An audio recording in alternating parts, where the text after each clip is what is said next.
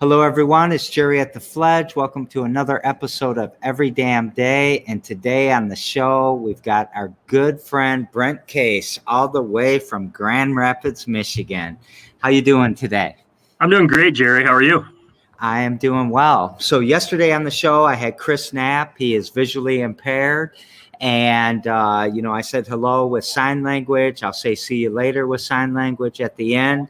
And I asked him, what could we do to help people visually impaired maybe engage with the show a little bit? And he said, describe yourself a bit and the background. So I'll start because I don't think it's fair to put you on the spot like that.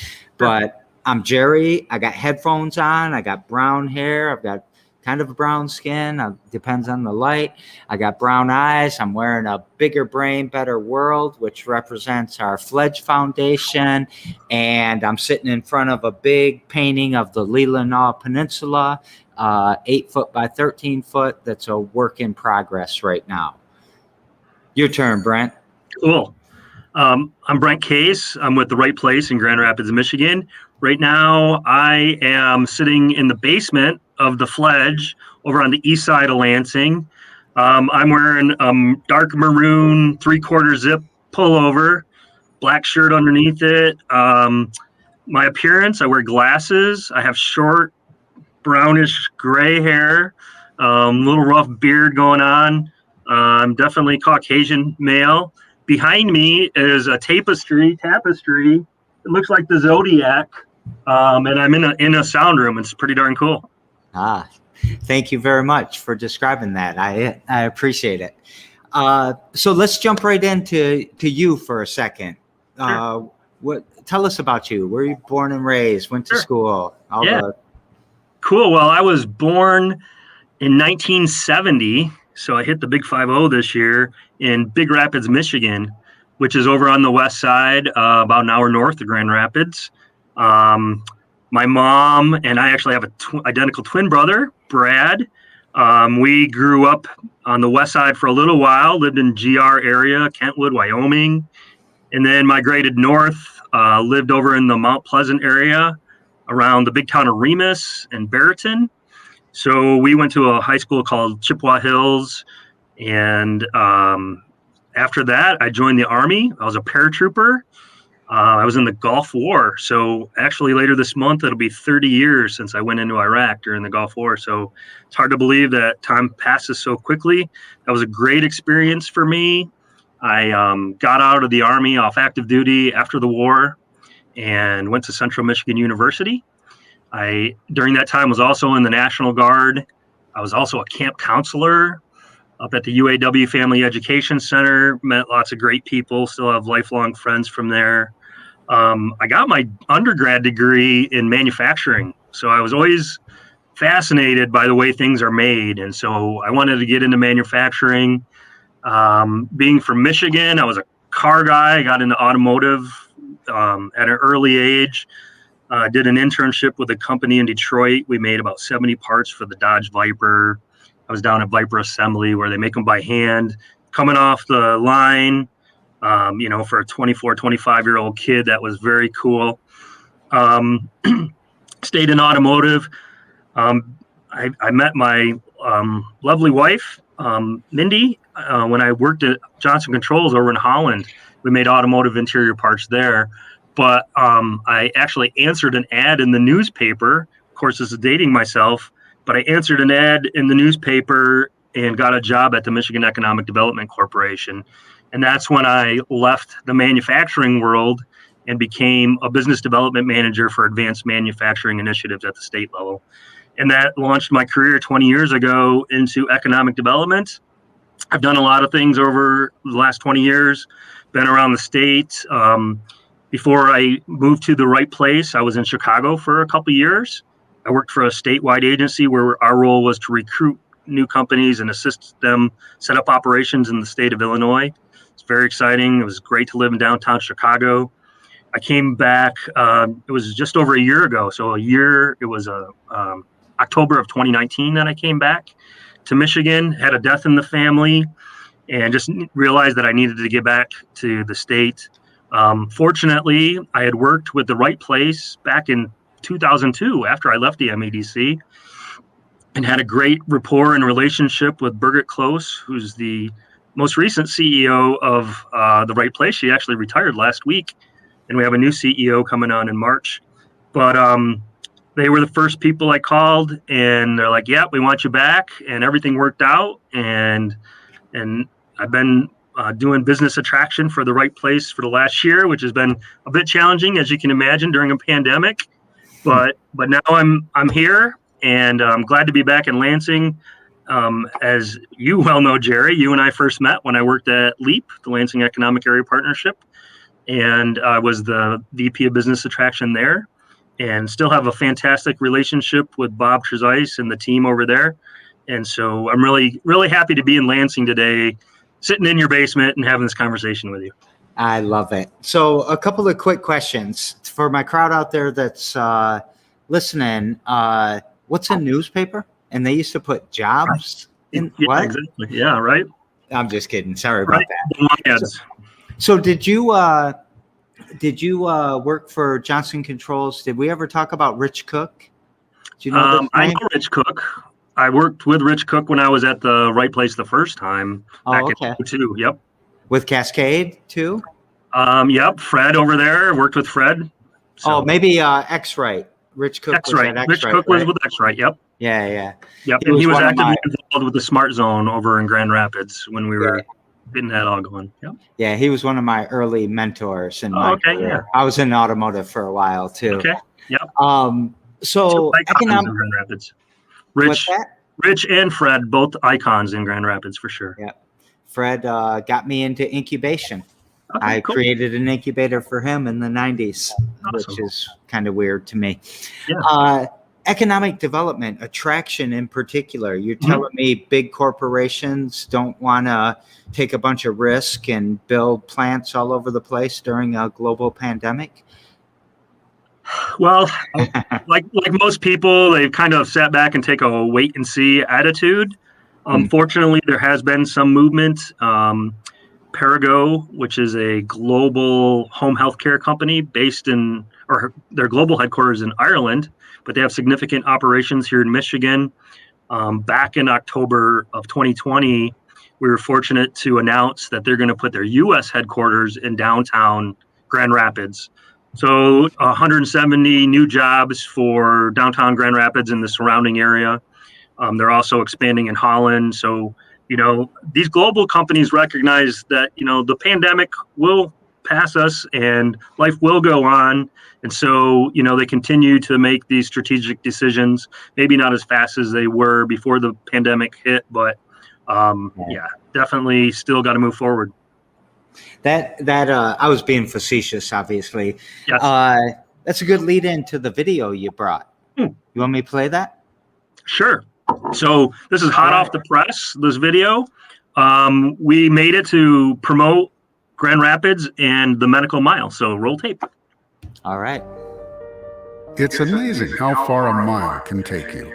Not just any mile. We're talking about Grand Rapids Medical Mile, a destination for health systems, universities, and manufacturers from around the world. The nearly $2 billion being invested here is no accident. West Michigan is one of the most philanthropic communities anywhere in North America. It all began more than 20 years ago, just as Van Andel Arena was a catalyst for our now booming downtown. Local visionaries saw the potential and human benefit of creating a world-class research facility. In 1996, the Van Andel Institute was born.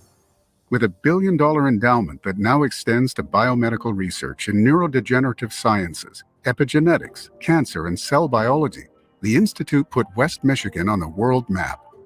And it's amazing how much that map has been filling in ever since. We're a destination for the latest thinking about cardiovascular disease, cancer, women's health, pediatrics, neurosciences, metabolism, skeletal diseases, structural biology. And that's only the beginning.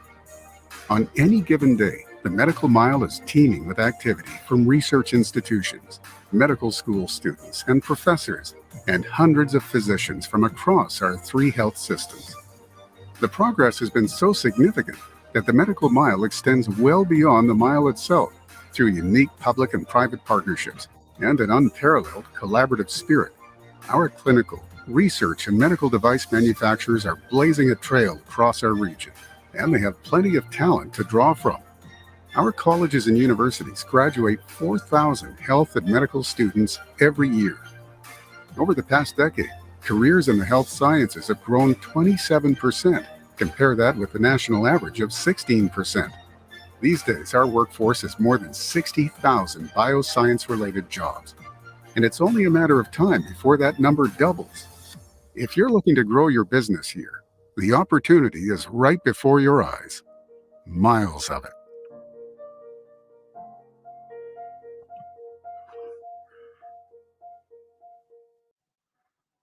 Thanks for sharing that, Jerry. Oh, I can't hear you. Can't hear you. Nope. Muted myself. I can hear you. There we go. That's my fault. No problem. Thanks for sharing that. I think probably your viewers probably noticed that there was quite a few Spartan flags and emblems in that. And Grand Rapids was very fortunate to attract the Michigan State University Medical School to downtown about 10 years ago. And quite frankly, the Perigo project most likely wouldn't have happened without Michigan State being there. So it was a big draw. They're actually going to be locating in a new Michigan State University facility that is about to be built right on their health innovation campus, where they built the medical school. They have the research center, they have an innovation center, and then this new building, which will be for corporate partners and whatnot. They'll be there, but they also, since we announced that they were going to locate there, have signed a formal agreement with Michigan State to do some collaborative research on healthcare products. So it's really exciting to have that tie to Lansing. MSU is killing it in the med school. I don't know what to call it right now, but trying to compete with U of M, which is my alma mater. But I'm always proud of MSU and U of M. I don't bicker about BS things. Well, I'll just say, as a guy who's working to recruit companies to the Grand Rapids region, having a Big Ten university with such a strong presence there is a huge draw and a great asset for us to have there. So, we're so grateful to have Michigan State University committed to Grand Rapids. And, Peter Secchia, who passed away recently during the whole COVID situation, he was a huge donor, huge Michigan State fan, and he was instrumental in getting the medical school there 10 years ago. Yeah, when I first moved to Grand Rapids, I lived in Heritage Hill, so about a block off from where that medical mile is, and ended up moving over to Easttown. I don't know. I like East Sides, I guess. That's a great spot too. Yep. And then one of my granddaughters had to be born in the children's hospital there because of complications with substance use. She was addicted. Mm-hmm. So great medical mile. I mean, I'm really, I love that area. I love going to it today. I think, Grand Rapids has a chic to it, doesn't it? It looks, it's pretty, I like the Lansing skyline, except for I think I hate the three stupid things that are in our logo and all that. Sorry, everyone. It's iconic. I would disagree with you. I like those, but yeah, I know, but polluting our neighbors for 100. Right. All right, we're not going to go there. Didn't they shut them down? They're not emitting smoke anymore, are they? I don't know. I don't trust any. So, tell us some stuff about economic development. Why is it important? What do you really do? And you really exist, and all that stuff. I think there's a great new Lego video out there that our friends in Winnipeg recently put out, which is Economic Development 101.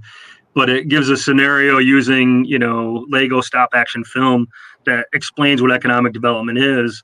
But a lot of people don't know that there's a team of people all over the country that are trying to create jobs, attract investment, remove the red tape so that companies can invest, they can create jobs. And ultimately, that's really what, excites me about it all. I don't get to see all the people that get to fill the jobs of the companies that we recruit, but knowing that, they are, like, just to use Parago as an example, creating 170 jobs for our region, that's 170 families that are impacted positively, that are going to be working for a great global company with, magnificent benefits. They're high tech, just a great employer. I've been around for over 100 years in Michigan, actually founded in Allegan. So, for me, it's rewarding. You are involved in a different kind of economic development with entrepreneurship, helping young minds think outside the box, but also, get connected to resources and capital. And that's all part of it too. So over the years, I've had different roles and did different parts of economic development. But I have to say that, where I am now is the VP of Business Attraction, getting to promote our region around the country, around the world, to go meet with companies and site selectors and, get them interested in what we're doing here, and ultimately try to get them to come visit and then locate their operation here and create jobs for our citizens here in Michigan. Yeah. And they sound like spectacular jobs. Like, do you know what's the average pay of those jobs? For the Parago project, the average wage is $50,000. So again, that's an average. So that's, flat line, and there's going to be some that are paid higher and some that are paid lower, but $50,000 is the average pay for these jobs. That's not counting benefits. And to translate it into the Bernie people, it's $25 an hour, approximately. Yeah. Probably minus 20 cents or something. What's one of the proudest places, proudest companies you've attracted, maybe anywhere, whether it was Chicago? I think you were recruiting people in Chicago, though, yeah. right? Yeah, I had some big projects in Chicago. Chicago is just a different animal altogether. At one point, I had like 6 guys from Facebook in my office talking about a huge data center, $800 million data center. Actually ended up locating in DeKalb after I left. So that was exciting. But soon after that, we worked with them to put like 1,000 people in downtown Chicago. But honestly, one that is much closer to home, if Bob Trezise is watching this, and Keith Lambert, up in St. John's, we called it the Big Cheese. And it was funny because that project was there when I started back in 2015. They were working on it. And then when I left in 2017 to go to Chicago, we were still working on it. We're pretty close. And then, Keith Lambert comes back and him and Bob close the deal to put that over a $500 million project up in St. John. So, I definitely am not taking credit for it in any way, shape, or form, but it's nice to have had a hand early on in that one. And, lots of great jobs for our region. When you drive by it on the highway, it's just so much bigger than I ever envisioned it would be. And so, if I had to pick one for, this area, and we already mentioned the Parago project, those are 2 really good ones.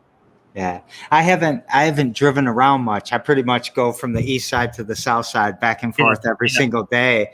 Mm-hmm. I need to drive up there because I've never even seen it in real life. So yeah, when you come around the as 127 curves to go back to old 127, it's right there on the left as you're going north, and you can't miss it. It's just it takes up the whole industrial park. And my hat's off to the city of St. John's, because they had a lot to do to court that company there, including upgrading their wastewater system. And we had some city council meetings.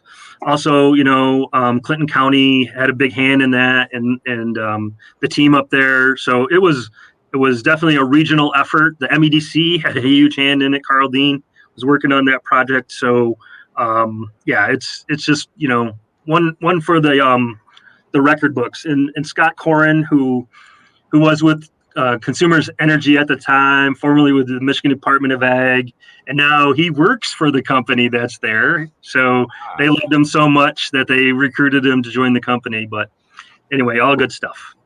So you got a big smile on your face. You're super excited about this. You're talking with passion. What drives you to do this economic development? Why are you so pumped up about it? Yeah, well, it's funny. Tomorrow, we're giving a colleague of mine and I are giving a presentation to some high school kids that are, looking for careers, and we get to talk about economic development. And so her and I were going over our presentation, but it's like, nobody ever plans to get into this stuff.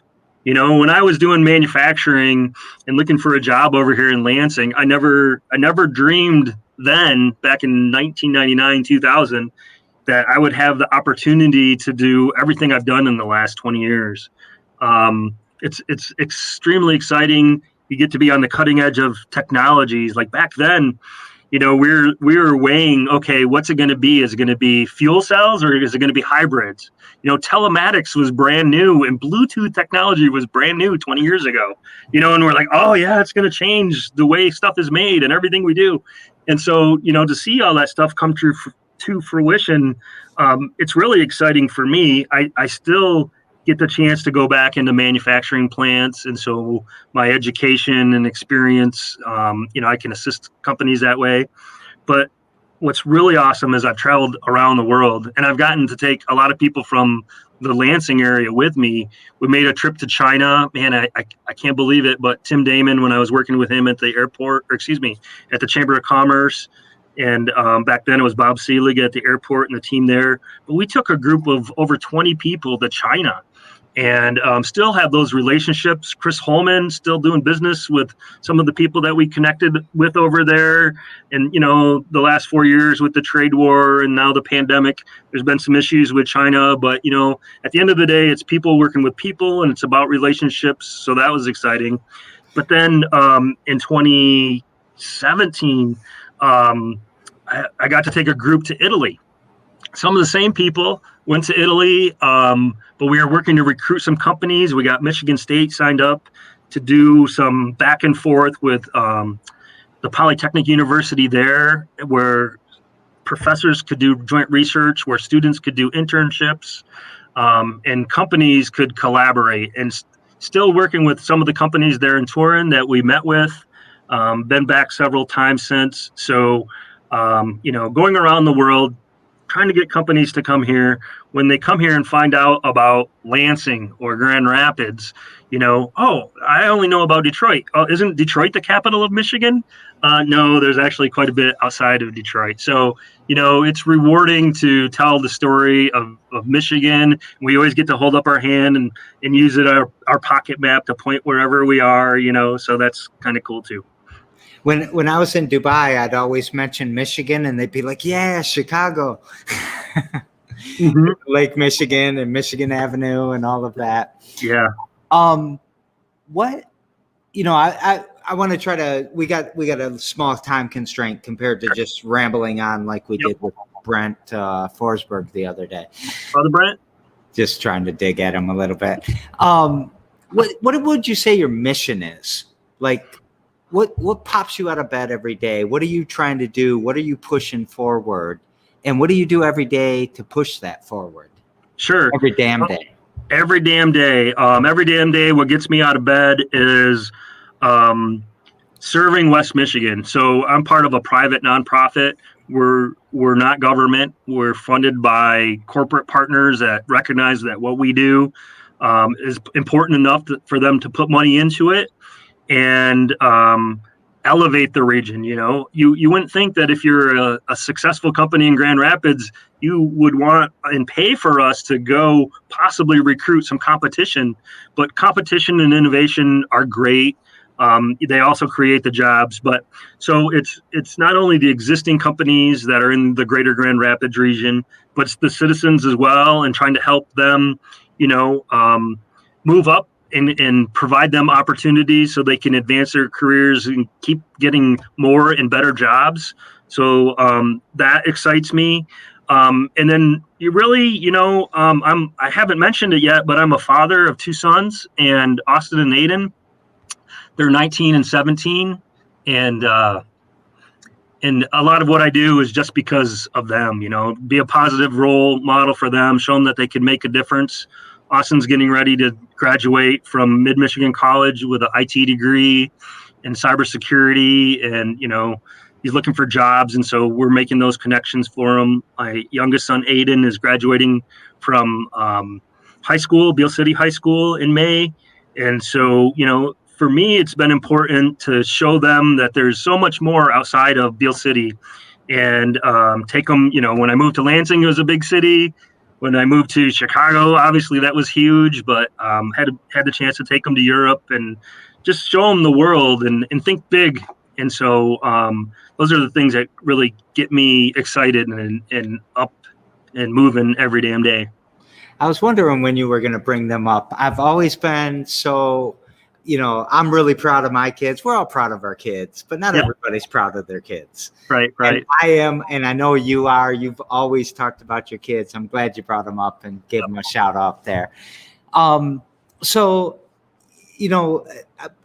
Brent Forsberg was on the show a couple days ago, and you guys joke around and say, that's my other brother, Brent, and stuff like that. Yeah. And we talked a little bit about gentrification and how, the epiphany I had when I was talking with him is gentrification doesn't happen when the building's built and the rent gets set.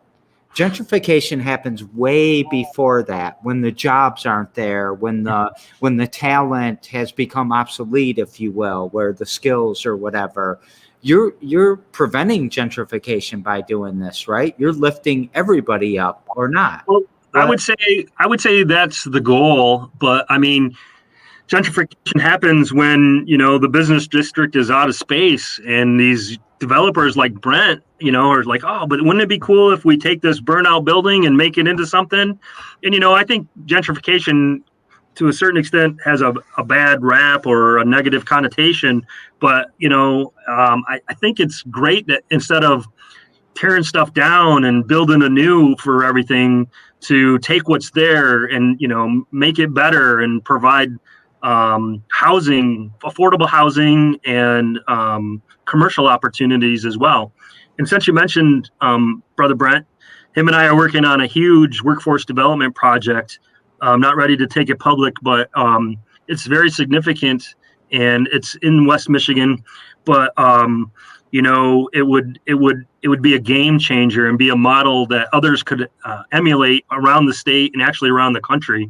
And so I don't know if Brent mentioned it on his talk the other day, but we're really excited about it. And it just goes to show how relationships are so important. Throughout my career in 20 years in economic development, having made that relationship with Brent when I was here at LEAP and carried it forward to when I recognized that this community really lacked workforce housing. And after talking to a bunch of developers over in our region, kind of, but as soon as I got Brent up there and Jeff as well, they're like, wow, this has some great potential, and we really want to work on this. So, I mean, that was maybe 6 months ago, and it's still moving along really well. And so I'm really excited about that too. Is Cascade Engineering involved in that? That sounds like a Fred Keller thing. He would love something like that. Never mind. I won't ask you any more questions. I'll ask you in an hour or so. There we go. All right. So we daisy chain the shows together. I got to get back on time here for you so you can get to your meeting. Yesterday on the show, I had Chris Knapp, and he's visually impaired. We were talking about that at the beginning of the show. Used to run the IT council, worked for Capillary of Michigan Works, or maybe MEDC in an attraction talent space. Anyways, where do you see Lansing, Grand Rapids, Michigan, however you want to answer it, in 10 to 15 years, especially, so we got the dairy stuff. I mean, we should be milk experts up there. We are. Right? Right. And it's interesting to note that Michigan cows are the most productive cows that are out there, that they produce more milk per capita per cow than other cows in other states. So that's just a fun fact. But yes, with what's going on up in St. John's, we're definitely going to kill it in the dairy space. Where do I see our state in, Lansing and Grand Rapids?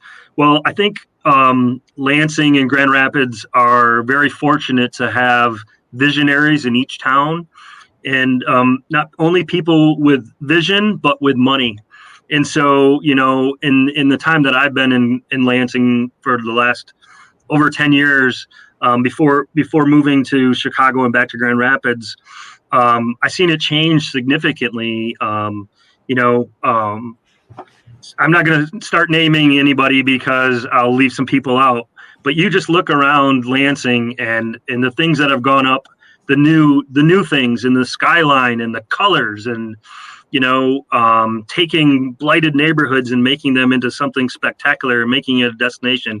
It's so amazing. In Grand Rapids, such a long history with the families over there that have invested, and they were their families were the vision and the money that started the medical mile, and that's grown significantly. But Grand Rapids isn't, resting on its laurels. They're going to make it even more of an arts and entertainment center. And so for me, when I moved back from Chicago, it's like Grand Rapids is a mini Chicago.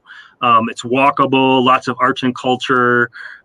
It's probably a little safer than Chicago, but you don't have the congestion. And, Grand Rapids keeps landing on all these top 10 nationwide lists. So anyway, I think both communities, Lansing and Grand Rapids, are going to continue to flourish. I think it's fantastic that the governor just put out the program where people 25 years and older can get free tuition at a community college. Nobody has an excuse now. You get there, get the degree, go get a better paying job, raise your standard of living. And, there's not a lot of states that do that. So it really comes down to, at the end of the day, economic development is about people. Our job is about relationships and trying to, as they say, high tide lifts all boats. So that's what we're trying to do. So I used to always say that about Grand Rapids. It's a mini Chicago. Yeah. But I wouldn't have said the safe thing. I lived on Wealthy in the 90s. So visit it now and you can probably say that. Right. I look at that house I used to live in and say, why the hell did I sell that? Yeah. Because it's worth a lot more money. Yeah, that's where all the hipsters are now. Yeah, I sold it for 30 something. Oh, yeah. Yeah. Worth a lot more. So anyways, enough on that. Tomorrow on the show, I've got Carlos. He's a drummer. He's in a Mexican band. He's a creative and an innovator. What question would you like me to pass to Carlos? Carlos, he's in a band. So maybe ask him, when is it that he realized that music was going to be his life, or, his passion? Because like for me, we talked about economic development. I would have never had an idea that this would be what I'm into and get excited about. So I guess maybe ask him, when because he started at some point, but when did he realize, this is it, and I'm going to stick with it? Well, I think, I'm going to ask you that question. And, I don't think it would be fair if I just said, why are you into economic development? Yeah. I don't really think at the ultimate vision, it's not economic development, because that's too nebulous, right? Sure. What are you into? Why did you decide? When did you flip? Was it 20 years ago at the MEDC, or was it last week? Honestly, I joined the MEDC because I needed a job in Lansing. I mean, ultimately, I didn't know what I was getting into. Mike Finney, who used to be the CEO at MEDC, was just a VP back then, but he gave me a chance. He saw something in me. I think I stuck with it because you wake up and it's different every day. Since this pandemic has come out, I have had to, pivot and give out grants through 11 counties. We're about to give out more grants, and it'll be almost helping 2,000 companies, small businesses that have been impacted by COVID and, the restrictions and the lockdowns and all that. And so, we don't have nearly enough money to give them, and we can't help everybody who's in need. But when you call those business owners and you tell them that they've won a $5,000, $10,000, I called somebody this week that won a $20,000 grant, and she cried on the phone, and I had tears running down my face because it's not my money. The right place is only administering it, but we're making a difference. And so I think that's what's kept me there is, it is economic development is nebulous, but at the end of the day, I get these little nuggets and I get to see the fruits of my labor and those phone calls and these people that, get the support that they've been, either they're going to get it or they're going to turn the lights off and lock their doors. So it's, that's what keeps me coming back. You see the face of economic development, whether it's LEAP, the Right Place, MEDC, the SBA, SPDC, whoever, all these acronyms. And, I look at it and I see, all right, all this money's going to LEAP for LEAP to administer and to distribute to small businesses. And it seems like a big amount of money, $2 million, $3 million, $4 million. And then they get 2,000 applications.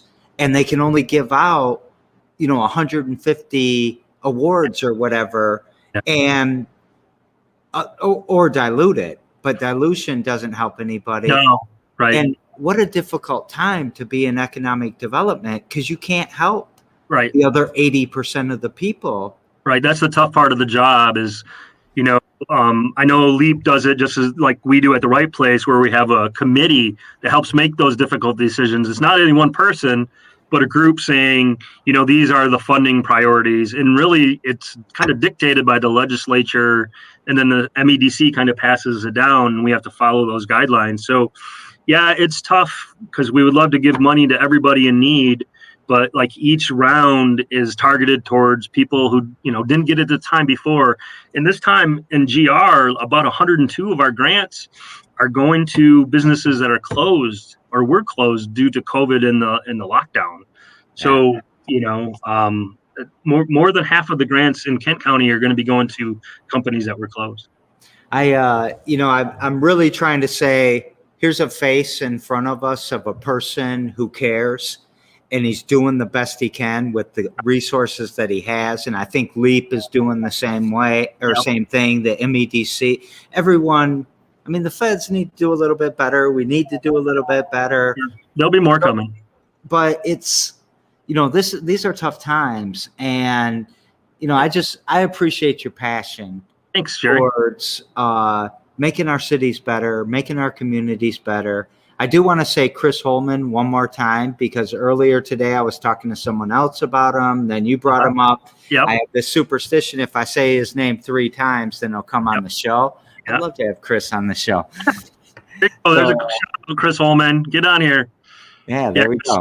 Chris has been a great mentor over the years. He's provided me lots of opportunities. And I was actually, I rented a room from one of his houses for a while. So his Chaz is making me laugh. What's your favorite acronym? What's our favorite acronym? DEEP.